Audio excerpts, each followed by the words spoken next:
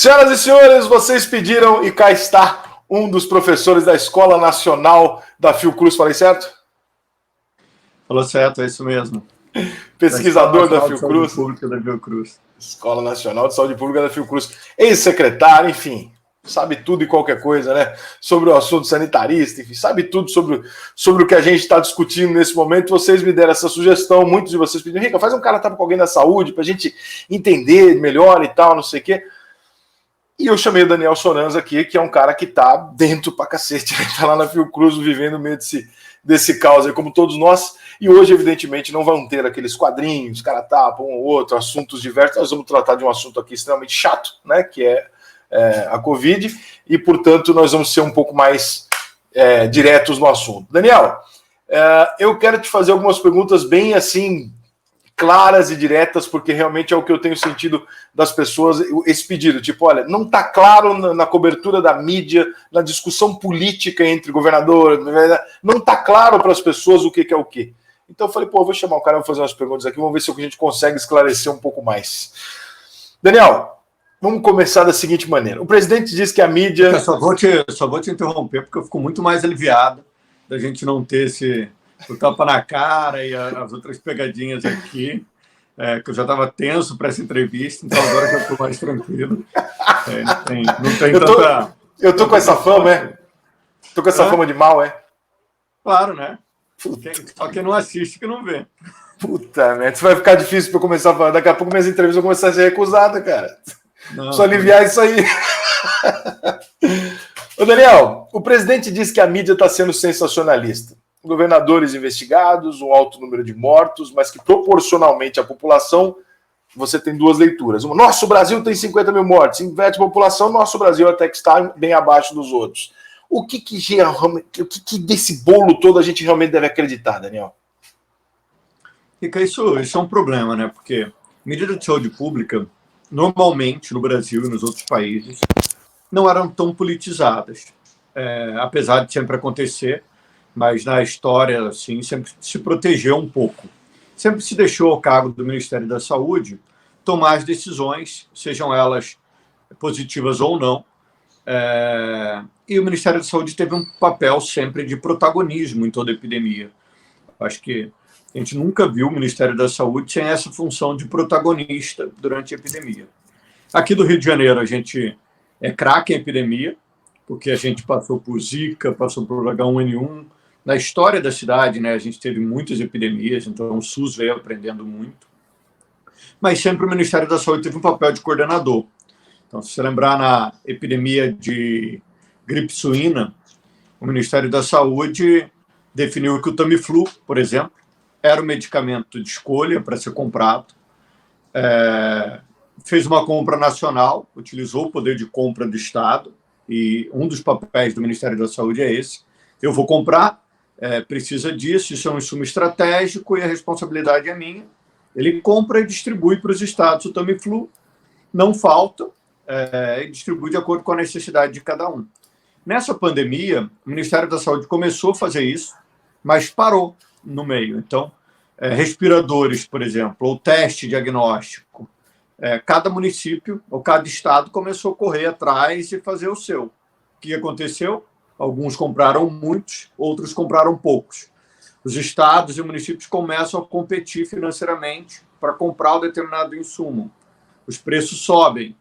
E aí entra um monte de sacanagem, um monte de má-fé, que no momento de epidemia pode acontecer. Então, isso é algo que foi muito ruim. Assim, isso marcou essa pandemia, um papel de descoordenação geral.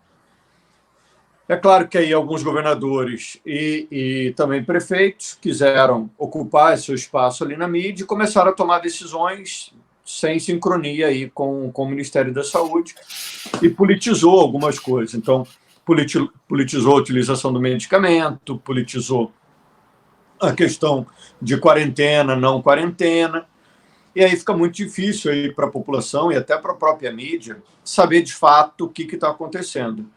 E eu acho que é uma oportunidade super boa da gente poder, em mais um canal, estar explicando um pouco sobre o panorama atual e se comparando com os outros países, e a gente vê qual é a situação. Mas A situação política foi um pouco essa e foi bem ruim, né? E passou do ponto, né? A política não deveria ter interferido tanto assim nas decisões médicas, ou é uma leitura errada? Claro, não poderia, né? Porque se a decisão é certa e o político intervém, é muito bom para ele. Mas se a decisão é errada, você gera instabilidade, gera crises políticas, é ruim. Então, já os estados, nessa nova conformação democrática, já foram feitos para respeitar os cargos técnicos. Então, se tivesse se respeitado as instituições de pesquisa, o próprio Ministério da Saúde, a área técnica, e deixado essa condução para uma condução muito mais técnica, muito provavelmente a gente teria muito menos mortes, teria muito menos escândalos e certamente a gente poderia retomar as nossas atividades econômicas o mais breve possível. Você acha que nós deveríamos estar há 3 meses em casa? Então, a quarentena e a medida de isolamento social, ela foi muito discutida no mundo. Na H1N1 a gente não tomou esse tipo de medida. E ela tem sempre efeitos colaterais. Qualquer medida de saúde pública ela vai causar alguns efeitos secundários. Então tem que se tomar cuidado com isso. Ela foi super importante no início da pandemia. E é importante agora que a gente esteja muito atento à evolução do número de casos para que a gente não fique mais tempo em casa do que a gente deveria ficar. Então, o Brasil não é um país uniforme, as coisas não acontecem ao mesmo tempo aqui, mas se a gente pegar a cidade do Rio de Janeiro, por exemplo, já tem 3 semanas que o número de casos vem reduzindo abruptamente. Então, os médicos, enfermeiros que estão na ponta lá, que estão nas clínicas de família, nas UPAs, já há algumas semanas vem analisando aí a curva de casos e mostrando que esse caso teve redução. A solicitação de vaga para a central de regulação, que já teve 1.300 pacientes em espera, na fila, esperando um leito, hoje tem 0 pacientes na fila esperando um leito. Os hospitais de campanha não foram entregues, que é para deixar claro. Não é que apareceram milhões de leitos, né? Eu acho que é até legal a gente falar depois um pouco do hospital de campanha, sim. Então, a fila sumiu da regulação. Por que sumiu? Porque pararam de ter solicitações para novos pacientes. Muitos morreram na fila, muitos morreram nos hospitais, e aí a solicitação começou a diminuir. Vem diminuindo 50 pacientes internados por dia, já sustentadamente há 3 semanas. Então, se tem 1.200 e em 26 dias, mais ou menos, em 20 e poucos dias, a gente praticamente não vai mais ter pacientes internados por Covid-19. Você está falando da cidade? Estou falando da cidade. O Rio teve 31 mortos ontem, né? É um número bem pequeno. O Rio de Janeiro já atua com 30 mortos por dia, de acordo com os dados oficiais do painel lá, né? Se a gente pensar que a gente tem 1.200 pessoas internadas, dessas 1.200, uma parte delas vão ir a óbito, assim, vão falecer. Em alguns hospitais, a gente já tem uma taxa de letalidade por Covid de 40%. Então, o número de pessoas que estão internadas por Covid, 40% delas em alguns hospitais chegaram a falecer, o que é altíssimo, é muito ruim. Uhum. Então, essa situação ela tem que ser analisada assim, com os dados reais. E é claro que a gente tem que ficar atento se houver um aumento de número de casos, se voltar a ter algum outro tipo de caso, sim. Então, algumas coisas dão muita segurança para a gente ir retomando aí as atividades e tem razão de se retomar. O problema é que, como ficou essa briga entre retomada à direita, quarentena à esquerda, fica uma politização de uma medida de saúde pública que não era para ter.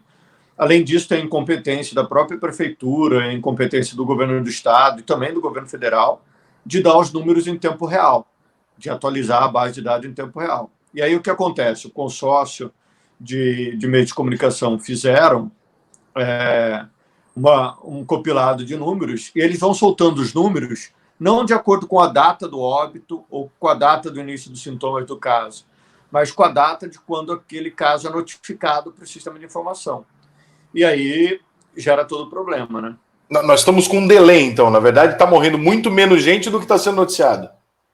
Na verdade, já morreu muita gente, morreu muito mais gente do que foi noticiado, uhum. Mas no mês de maio e no mês de abril. Vou dar o exemplo da cidade do Rio de Janeiro, que é um exemplo clássico. Assim. No Rio de Janeiro, morreram 6.777 pessoas por Covid-19 até o dia 16 de junho. 3.800 pessoas morreram no mês de maio, que foi o mês do pico da doença. De lá para cá, vem caindo o número de casos. O que a prefeitura tem feito? Ela solta o dado, como se fosse ontem, de algum caso que aconteceu no mês de maio. Metade dos casos que eles soltaram na última semana não foram no mês de junho, foi no mês de maio. E aí, obviamente, que para quem está olhando a notícia, tem uma informação super distorcida, porque dá a impressão que aquela pessoa morreu naquele dia. Mesmo assim, além de demorar o dado para entrar no sistema oficial, se eu pego o Covid hoje, em média, as pessoas levam 21 dias até a data do falecimento. Então, o tempo médio para falecer de Covid é de 21 dias. O tempo médio para entrar no sistema é de 15 dias.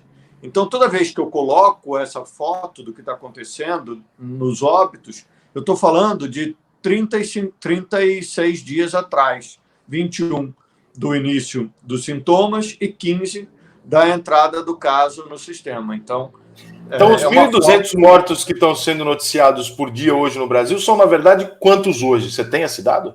Então, a gente nunca vai saber, porque se você não ajusta pela data do óbito, você não sabe quantos foram. E como tem sempre, nas capitais, é 15 dias de defasagem da data do falecimento, da data do óbito, até a digitação da DO, da declaração de óbito, no sistema de informação. Então, tem um delay de 15 dias já naturalmente. Então, eu não sei nunca quantos morreram hoje. Eu não tenho como saber essa informação. Eu sempre vou estar vendo uma foto para trás. E isso gera, obviamente, uma distorção na informação. O que eu tenho falado, e que os epidemiologistas têm falado disso desde o início da pandemia, mas nem todo mundo quer escutar, porque precisa dar notícia do de hoje. Pois é.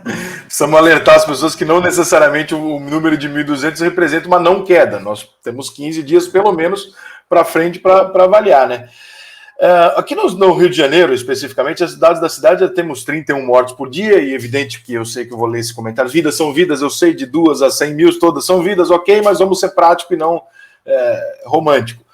Nós sabemos, desde o começo da pandemia, que o Brasil, por ser um país muito populoso e também pobre, com alguns problemas de governo, a gente teria uma estimativa de número de mortos gigantesco. Nós falaram em 250, 300, etc, etc. Estados Unidos e tal. Esse número de 31 mortes na cidade do Rio de Janeiro, por exemplo, por dia, como tem acontecido hoje, segundo o painel oficial da Prefeitura do Rio, significa que o cidadão deve voltar à vida normal? Por exemplo, o futebol deve voltar, na sua opinião? Rica, a vida normal, ela vai precisar ter alguns ajustes até que a gente tenha uma situação imunológica melhor. Primeiro, a gente tem que separar em alguns grupos. O primeiro grupo é o grupo de pessoas que já teve Covid. E hoje a gente tem garantia de que quem já teve Covid é vida normal. Ele não vai pegar Covid novamente, ele está imune. Já tem estudos suficientes que respaldem isso hoje. Tem uma discussão grande em alguns países certificado de imunidade, e a gente já encontra em algumas comunidades do Rio uma soroprevalência, pessoas que já estão imunes pelo exame de sangue, de 30%. Então, 30% das pessoas já pegaram? Em algumas comunidades, em 34% das pessoas. É claro que é uma amostra, que é um grupo de pessoas. O Hemorrio tem uma amostra bem representativa, que é referente às pessoas que doam sangue na cidade. Das pessoas que doam sangue na cidade do Rio, 28% delas já tinha tido Covid, já tinha uma cicatriz sorológica para Covid. Outro grupo é um grupo de pessoas idosas ou com outros problemas de outras comorbidades, que vão causar mais risco para aquela pessoa se ela tiver Covid. É claro que esse grupo vai ter que ainda ter alguns cuidados especiais e precisar de alguns cuidados especiais. Agora, o outro grupo de pessoas mais jovens e que não têm comorbidades, obviamente eles têm que começar a voltar a algumas situações da sua vida normal. A gente não vai poder segurar, em definitivo, todo mundo em casa, considerando que o número de casos novos que estão entrando nas unidades básicas diminuiu muito e que há leitos disponíveis nas urgências e emergências que não há fila na regulação. Porque lembra que a principal justificativa para o isolamento social era não ter leito, não ter capacidade de atender. O tal do caos na saúde, né, que falava. Agora a gente já tem leito e tem capacidade de atender. E está sobrando leito. Está sobrando leito. Hoje a gente tem uma taxa de ocupação nos hospitais de campanha que não ficaram prontos. Lá o Crivella prometeu 500 leitos no Rio Centro. Hoje tem 71 pacientes internados só, de 500. E a maioria desses leitos nunca foi ocupado. No Hospital de Acari, que era um hospital reservado para Covid, 170 leitos estão disponíveis, estão livres para serem utilizados hoje. Então, todos os pacientes que estariam no Rio Centro poderiam estar sendo internados lá no próprio Hospital Ronaldo Gazola, sem precisar gastar 100 milhões de reais no Rio Centro. E a mesma coisa no Maracanã, que caberia todo mundo que está lá no Hospital do Maracanã dentro do Hospital Pedro Ernesto ou do Hospital Gafre Guinle, que ficam a 1 quilômetro e pouco do Maracanã. Então, não faz o menor sentido aquela obra ali. Então, os hospitais de campanha não fazem sentido, você acha? Cara, os hospitais de campanha, desde o início, a gente foi alertado pelos outros países a não fazer estruturas de alta complexidade temporárias. Porque montar um leito de CTI é algo muito complexo e não é fácil de fazer. Não só pela dificuldade de montar a equipe, como a dificuldade de insumos. Você precisa toda uma logística por trás daquele leito. Então, a recomendação era: utilizem todos os leitos de estruturas que já existem. O Estado começou bem. O Estado pegou o Hospital do Cérebro e transformou o Hospital do Cérebro em hospital para Covid, porque as cirurgias eletivas foram suspensas. O município começou bem. Pegou o Hospital Ronaldo Gazola e transformou ele no hospital só para Covid. Então, teriam ali mais 170 leitos, mais dos 380 leitos do Ronaldo Gazola, ficariam só para Covid. Isso já era um bom começo. O governo federal se comprometeu a abrir o Geral de Bom Sucesso só para Covid. A minha defesa era que ele tivesse utilizado o INTO, porque o INTO faz muitas cirurgias eletivas, é o melhor hospital da rede em estrutura física e impacto de imagens, e ele passou a pandemia toda vazio, praticamente. Então, a minha sugestão era: utiliza o INTO, suspende as cirurgias ortopédicas eletivas, que já vão ser suspensas mesmo, e utiliza aquela estrutura ali de primeiro mundo, que tem impacto de imagem, que tem tudo. Que é aí que está a roubalheira, né? Está no fazer o novo, né? Nas licitações, etc. Não, e também o tempo, né? Mesmo que a gente pense que não houve má fé, que todo mundo é honesto, o tempo para ficar pronto é muito grande. E a qualidade, o desempenho clínico desse leito é muito perigoso. Você tem um cara Você imagina você tá lá internado numa tenda.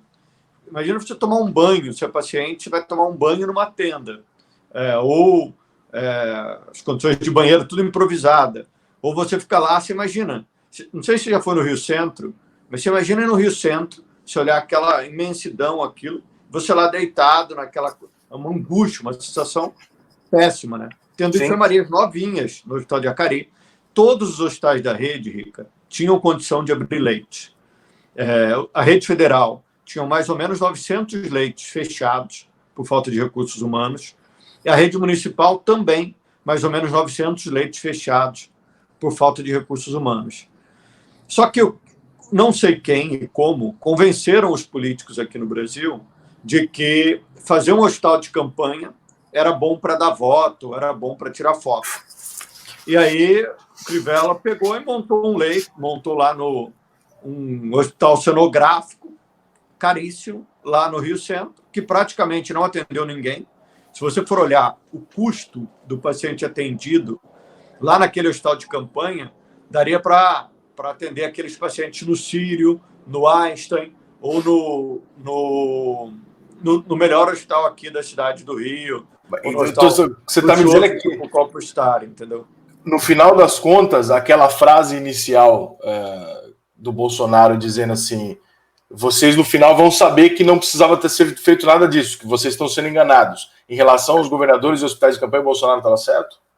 Em relação aos hospitais de campanha, certíssimo. Não precisava ser feito isso. Mas o que aconteceu? Aconteceu o pior cenário que a gente podia ter, porque as pessoas falavam, precisa achatar a curva, precisa achatar a curva, precisa achatar a curva. Só que ele precisa fazer quarentena. Só que a quarentena ela é impraticável nas comunidades do Rio. A média de pessoas que moram no mesmo domicílio na Rocinha é de 3,4 pessoas por domicílio. Nas comunidades da Zona Oeste. E um germinado no outro, né? Não tem. Você tem uma dificuldade muito grande de fazer isolamento social. E por isso a gente teve uma curva que não foi uma curva achatada, a gente teve uma curva super íngreme. Se a gente compara a nossa curva com a da Itália, com a da Espanha, ela é super íngreme. Inclusive, eu mesmo, quando fiz a primeira projeção da nossa curva, utilizando os tempos da China, eu imaginava que a gente ia chegar no pico da pandemia na cidade do Rio, lá pelo dia 20 de junho. E não foi nada disso. A gente chegou em meados de maio. Então, em meados de maio, a gente chegou no topo da curva e começou a cair. Foi muito rápido, assim. E como foi muito rápido, morreram muitas pessoas. A Itália morreram 41 pessoas para cada 100 mil habitantes que moram lá. A Itália tem 60 milhões de habitantes e morreram mais ou menos 33 mil pessoas. No Rio de Janeiro, são 6 milhões de habitantes e morreram quase 7 mil pessoas. Então, a gente teve o dobro, praticamente, de mortes comparando a Itália por número de pessoas. O último cálculo que eu fiz, a gente já tinha no Rio 81 pessoas morreram para cada 100 mil habitantes, que é o dobro do que a Itália tem. Então, a gente teve um cenário catastrófico, assim. Agora, tem uma queda na comparação, na relação de infectados com mortos, ou até internados na UTI, né? Porque esse dado ainda se atualiza naquele painel. E essa relação, ela ficou muito, ela diminuiu muito, desculpa, ela aumentou muito, né? Essa relação que era de infectados para mortos e tal, ela foi fazendo isso daqui. O que é isso? Os médicos aprenderam a lidar com a doença? É a cloroquina? O que é isso? Não. O que está acontecendo é que a gente testou pouco, a gente testou muito pouco, e agora, toda vez que alguém faz um teste e aparece IgG, imunoglobulina G, que é aquela imunoglobulina que aparece mais tardia, que mostra que você pegou lá atrás, o laboratório notifica o caso como se fosse um caso de Covid. E aí aparece um novo caso, aparecendo que é um novo caso agora no mês de junho. Mesmo já tendo sido resolvido há muito tempo.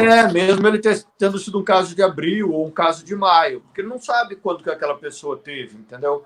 Então ele entra para a estatística, parecendo que é de agora, mas ele não é, ele é do passado. Praticamente o que você está me dizendo é que essas estatísticas não servem para nada, né? Porque a gente está perdidaço nessas estatísticas. Não. Porque essa é uma análise, ela é simples de ser feita, mas ela precisa ser feita com vários bancos de dados. São 4 bancos de dados fundamentais. Primeiro é um sistema de notificação de casos, que é o antigo SINAM, que é o sistema de notificação compulsória, que eles fizeram um sistema específico para gripe. Esse vê o número de casos e é uma notificação que recebe notificações também do laboratório. Ele é um sistema que é bom, porque a gente consegue ver a prevalência, a incidência acumulada da doença ao longo do tempo. Eu vejo qual que é o percentual da população que já ficou imune e que já teve a doença. O outro é o sistema de informação de mortalidade, que é de quando o cara morre, que tem aquele problema que a gente já explicou aqui, de 15 dias. Então, esses 2 sistemas são bons, só que eles são atrasados. Eles têm um delay de informação.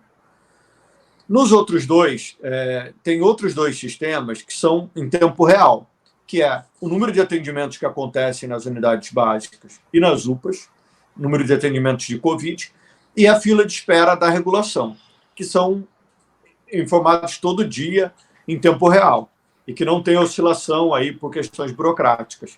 Então, se a gente vai comparando esses 4 sistemas aí, a gente consegue ter uma análise de cenário bem real, assim.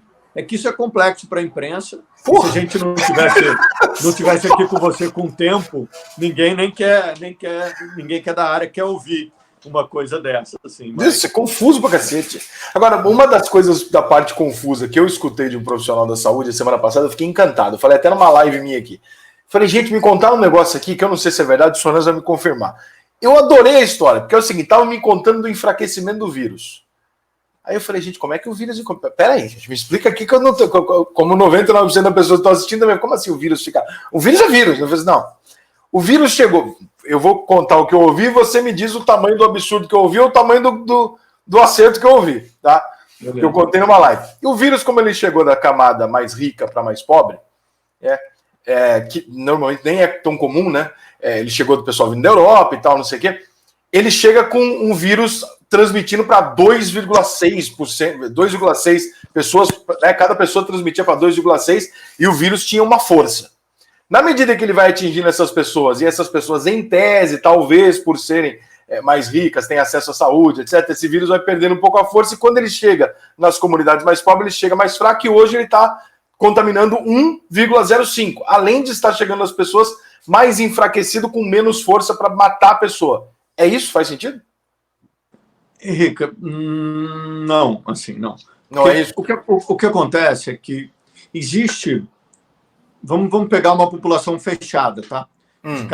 Se eu tenho um asilo, por exemplo, a gente viu que nessas populações fechadas, quando eu coloco uma pessoa infectada lá, ou entrou alguém, infectou todo mundo. Tá. A gente vê que metade daquela população, e aí alguns têm uma série de trabalhos com barcos, com asilos, com fábricas. Eu estou fazendo uma consultoria para uma fábrica agora. Metade daquela população teve contato, ficou muito próximo das pessoas que ficaram doentes e não pegou Covid. Então, os autores estão falando que entre 30% e 60% das pessoas, nesses grupos fechados, não têm se infectado, apesar de um contágio alto, um contato alto com o vírus. Tem uma parte desse grupo que pegou Covid, só que não apresentou nenhum sintomas. Então, mais ou menos 30% das pessoas daquele grupo pegou Covid e não apresentou nenhum sintomas, entre 10% e 30%. E tem um grupo que varia mais ou menos entre 20%, entre 15% a 25%, que essas pessoas pegam Covid, apresentam sintomas e ficam realmente doentes. E desse grupo que pega Covid, apresenta sintomas e que fica realmente doente, 15% precisa de um leito de internação hospitalar e vai internado. Tá. Então, essa é um pouco a pizza aí das pessoas que ficam doentes em algumas populações fechadas. É claro que a gente ainda não... Você pode ver que isso varia muito, né? Está vendo essas porcentagens quando eu falo de 20% a 30%. Na medicina, a gente não gosta dessa variação tão grande. A gente gosta de ser o mais próximo aos números reais possível. Então, isso ainda está em estudo e a gente ainda está trabalhando. Mas uma parte que tem contato com o vírus não pega, nunca vai pegar. Uma parte que tem contato com o vírus pega, tem imunidade e não vai ficar doente. E uma parte fica doente, dessa parte que fica doente, 15% dela vai precisar de um leito de internação hospitalar. E como é que ele enfraquece? Então, ele vai enfraquecendo quando essa parte que fica doente, essa parte que pega, na pizza, vai diminuindo. Então, imagina que a quantidade grande de pessoas já ficou doente, numa comunidade aqui do Rio, que não teve isolamento. Todo mundo ficou doente praticamente ao mesmo tempo, nos primeiros 2 meses. E tem pouca gente com capacidade de ficar doente. O vírus não consegue ali encontrar um não doente. E aí ele enfraquece, obviamente, e fica ali. Essa coisa da capacidade de infectar do vírus é o que a gente chama de R. Você já viu os pesquisadores falando, tem o R do vírus? O R é a capacidade de uma pessoa que pega a doença infectar outras pessoas. Se eu tenho R de 1, aquela doença é uma doença endêmica. Ela vai ficar sempre com o mesmo número de casos para a população. Eu pego e transmito para uma pessoa. Pego e transmito para uma pessoa. Se eu tenho um R maior do que 1, se eu tenho um R de 5, por exemplo, eu pego e transmito para 5 pessoas. Para eu transmitir para 5 pessoas, eu tenho que ter 5 pessoas suscetíveis a ficar doentes na minha volta. Só que isso está diminuindo. Então, no começo, eu poderia ter um R e passar para muita gente. Agora, isso já vai ficando mais difícil. E se eu tenho R menor do que 1, a doença começa a ir embora, o número de casos começa a diminuir. Então, cada pessoa que pega não consegue nem transmitir para uma pessoa, então isso vai diminuindo gradativamente. E a questão do vírus ficar mais fraco é mentira, é isso? Não da transmissão dele ser menos... Não tem evidência científica para te falar se isso é mentira ou se é verdade. Eu não tenho essa informação científica ainda para te dar, entendeu? Tá. Alguns autores têm uma hipótese, sim, que o vírus vai... Estão me enganaram com essa história do... uma infecção com menos gravidade, e outras acham que não, que tem com mais gravidade. Mas a gente ainda não tem uma evidência científica para falar nenhuma coisa nem outra. Algumas perguntas muito importantes, mais diretas. A cloroquina. Qual é a conclusão que vocês têm após todo esse tempo? É um medicamento em estudo, tem que se respeitar os estudos que ainda estão em andamento, que podem mostrar um benefício da cloroquina, mas até o momento a gente não tem nenhum estudo que mostre que, de fato, ela deva ser utilizada assim. No começo da pandemia, eu fiquei muito propenso a prescrever a cloroquina para alguns pacientes, mas hoje eu não prescreveria, não utilizaria e não recomendo aí a utilização. Alguns amigos meus que se internaram, foram para o hospital com coronavírus, deram o Anita para eles. Mas, Rica, é importante lembrar que isso é uma decisão médica, tá? Cada médico vai saber conduzir aí essa coisa com os seus pacientes. Uma recomendação, mesma coisa. Mas o Anita, o pessoal tem dito que, pelo menos, o efeito colateral dele não é preocupante, é isso? Eu também não... o efeito colateral da cloroquina também ele é bem possível você mapear e coisa. Eu acho que o problema é que, às vezes, você está usando uma medicação que não traz benefício nenhum. E isso não é bom para a medicina de maneira geral. Na Anita é a mesma coisa. Então, a Anita tem um estudo sendo feito pelo professor Edmilson Migovski, da UFRJ. É um ótimo estudo. E a gente, eu não sei em que fase está, se já começou a testar em pessoas, mas também tem que ser respeitado o estudo e a gente, no final, poder chegar numa conclusão mais científica aí, se isso faz de fato bem ou não. Nesse momento, não tem nenhuma evidência científica que diga, não, vamos utilizar isso em larga escala para todo mundo. Nesse momento, na verdade, nós não temos nenhum remédio que esteja de fato fazendo efeito. A azitromicina, a maioria dos médicos tem prescrito junto com outros analgésicos e coisas. Tem um medicamento, um antiviral, que está em fase de teste, eu acho que é bem promissor. Tem um teste também com soro hiperimune, que a UFRJ está fazendo com o Vital Brasil, aquele soro do que você utiliza o sangue do cavalo, o sangue de animais, para ver a reação imune e utilizar como um soro para pacientes mais graves. Mas, até o momento, aí, a gente não tem um medicamento específico de escolha, né? E a gente está muito longe da vacina? Oi? Estamos muito longe da vacina? Os ingleses, Oxford e os ingleses dizem que a gente terá uma vacina até o final do ano. Eles apostam aí que a Inglaterra já terá uma vacina até o final de novembro, até o final do mês de novembro. De fato, eles estão muito avançados aí na fase 3 já da testagem. A vacina tem uma fase pré-clínica e tem uma fase clínica. Então, já tem 6 vacinas diferentes sendo testadas com humanos na fase clínica. Então, muito provavelmente, sim, a gente está próximo a chegar numa vacina. As vacinas estão sendo testadas, todas elas no Brasil, aqui essas 6 estão sendo testadas no Brasil. Por que escolheram o Brasil? Por que a China resolveu fazer parceria com São Paulo? Oxford com o Instituto aqui do Brasil privado? Por que essas grandes empresas estão testando aqui? Porque a gente está com uma prevalência e uma incidência da doença muito alta nesse momento. Então, se eu tenho que escolher um local para testar uma vacina, melhor é testar onde tem bastante da doença circulando.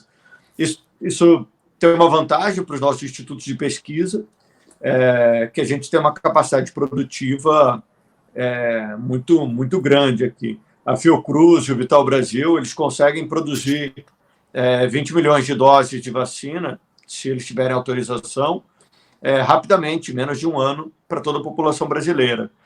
Poucos países têm essa capacidade produtiva em laboratórios públicos como a gente tem, né? Então, esse complexo industrial que a gente tem na área de vacina e ser um exportador de vacina para o mundo, isso certamente é um diferencial nosso aí, se a vacina chegar, né? E é claro que as vacinas, ela vai ser feita primeiro em idoso, depois em alguns grupos mais suscetíveis e até que chegue para a população como um todo. A gente já falou sobre quem pegou o vírus poder ficar tranquilo, né? Os estudos dizem que sim, que a pessoa não vai ser reinfectada, pelo menos não rapidamente, né? O que você acha sobre a volta do futebol especificamente? Eu acho que a gente tem que acompanhar um pouco o que está acontecendo nos outros países do mundo, né? Vários países têm começado a fazer o esporte sem plateia, sem público, e gradativamente tem que ir se liberando o público conforme for. Talvez começando liberando para quem já é imune ou para quem já teve a doença, posteriormente liberando com uma capacidade do estádio muito menor ou com uma aglomeração com uma densidade de pessoas menor, e gradativamente aí analisando aí a curva de casos para poder analisar a volta. A gente deve... Para tomar essa decisão, é super importante que os números estejam atualizados porque cada dia que a gente deixa as pessoas em casa, cada dia que a gente atrapalha a atividade econômica, ela é ruim, mas tem uma coisa muito pior que as pessoas não estão pensando. Quando as pessoas estão em casa, fora da sua rotina, também tem efeitos colaterais de saúde que vão estar acontecendo. Tem problemas de saúde mental para muita gente, tem problemas ligados ao tratamento de doenças crônicas que estão acontecendo. Morreram mais 1.000 pessoas em domicílio sem causa específica em abril e maio do que no ano anterior, no ano de 2019. Então, a gente não pode desconsiderar que tem outros problemas da vida das pessoas que também são importantes levar em consideração. Se a gente não atualizar os nossos dados, a gente vai estar atrasando essas retomadas, e isso pode gerar mais mal do que bem para as pessoas. Me conta uma suspeita que vocês tenham aí nos grupos de estudos de vocês, que ainda não é popular ou que pode ser controversa, que a gente ainda não tem uma confirmação. Tem alguma coisa sobre isso que vocês estão suspeitando que pode ter sido enganado até agora? Não, acho que as coisas começam a se clarear também no mundo científico, entendeu? A gente já começa a ter mais certeza em relação a algumas coisas que a gente não tinha no início da pandemia. E é uma gripezinha, não? Não é uma gripezinha. A gente viu que a gente teve uma mortalidade absurda, né? Até a gente chega a se questionar se a China teve essa mortalidade por 100 mil, igual ela reportou para a Organização Mundial de Saúde, porque os outros países todos tiveram uma mortalidade muito maior, né? Inclusive o Brasil, principalmente o Brasil, né? É difícil então, engolir. A gente viu que também países em que a gente teve uma condução mais técnica e mais organizada tiveram muito mais mortes do que a condução que a gente teve no Brasil aqui, infelizmente. E aí eu não estou falando especificamente do governante A, B ou C, eu estou falando do conjunto da obra aí, que não foi nada positivo aí. Bom, para a gente finalizar, como as dúvidas principais aqui, que o pessoal perguntou, é o seguinte: com os novos remédios, tratamento, novo entendimento do vírus, passados o quê?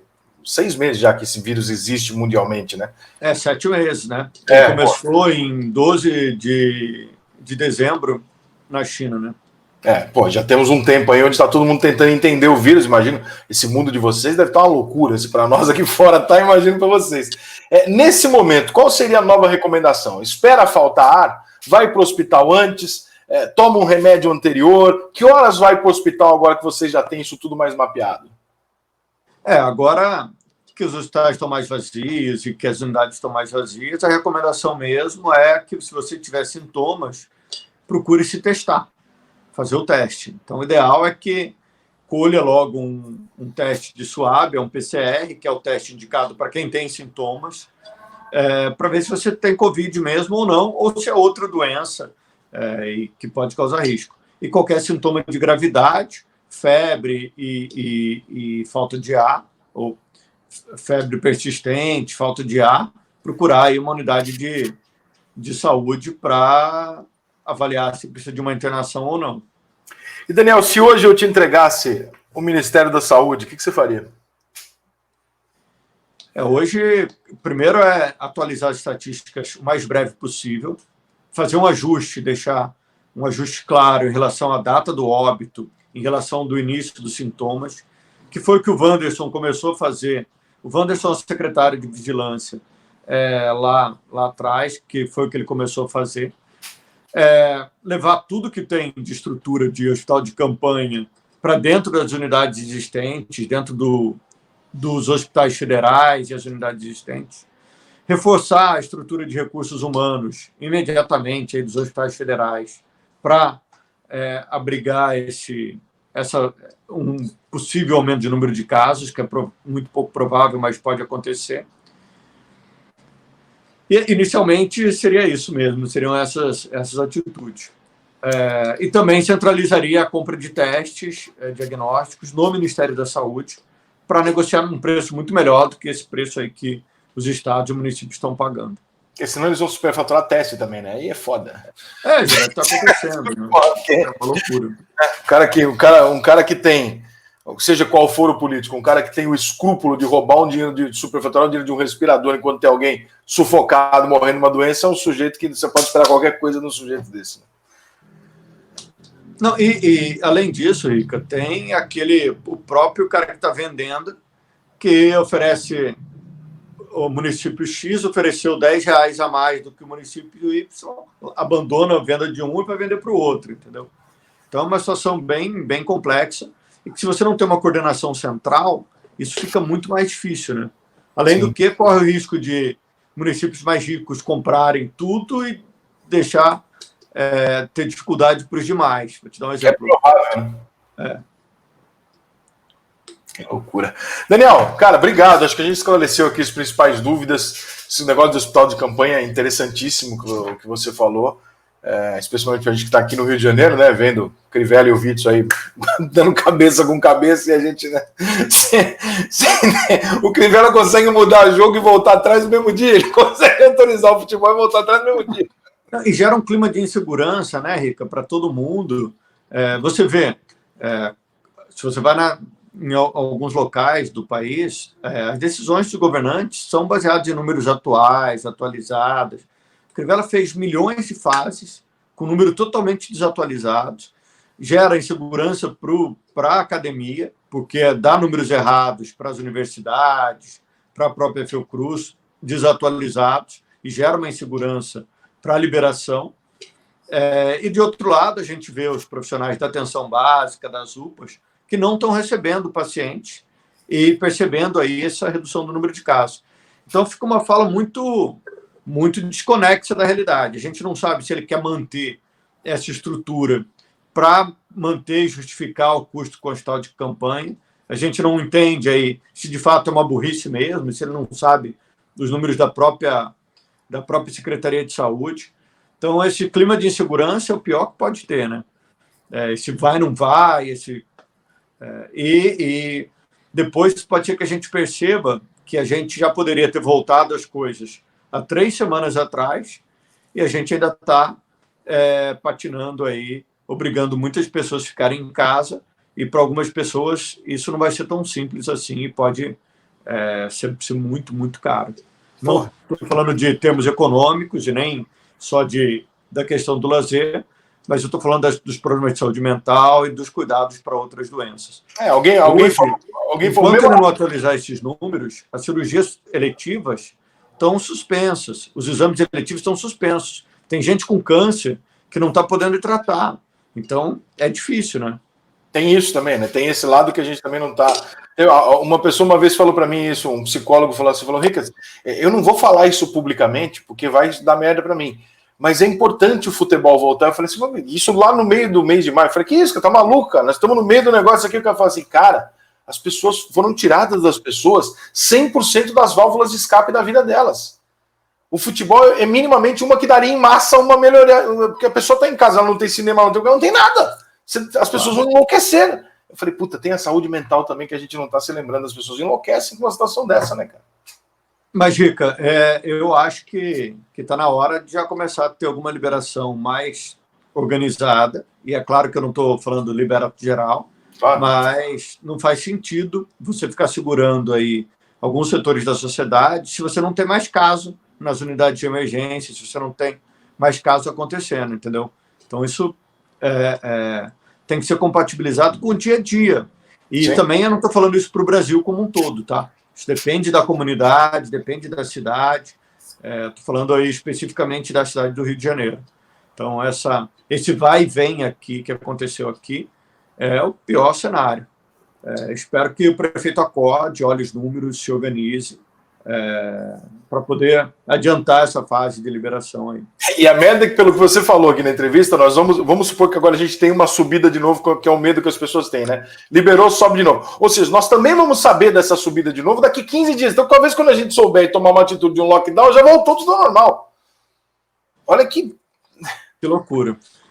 Se não atualizar, se não se preocupar em atualizar os dados e colocar os dados os mais atuais possíveis, ajustando pela data do óbito, você dificulta muito a tomada de decisão em vida real. Então, é muito melhor utilizar os dados do sistema de regulação, que é esse que eu estou te falando, ou utilizar os dados do número de atendimento nas unidades básicas. Daniel, obrigado, cara. Boa sorte aí no trabalho de vocês. Obrigado para todos vocês da saúde. É um prazer estar aí com você. Sou fã do seu programa aí. Qual que é teu time, Daniel? Sempre. Hã? Qual é teu time? Eu sou santista. Eita, mas aqui no Rio eu sou Flamengo. Como é que é isso? Ô, Daniel, passou da Dutra, você troca de time? Que negócio é esse? Na verdade, cara, eu fui criado uma parte da infância em São Paulo e outra parte no Rio. Então, meu time de coração aqui no Rio sempre foi o Flamengo e em São Paulo sempre foi o Santos. É bom, eu continuo São Paulino nos dois. Eu sou rival só no seu Santos. Flamengo. Você continua São Paulino nos dois, né? Não, cara, você tem que escolher algum aqui no Campeonato Carioca. Você vai torcer para quem? Você quer me fuder, né, porra? Você acaba com a minha vida se eu faço um negócio dele. Daniel, obrigado, irmão. Só você pode fazer pergunta difícil aqui no programa. Obrigado, irmão. Um abraço, tudo bom aí. Valeu.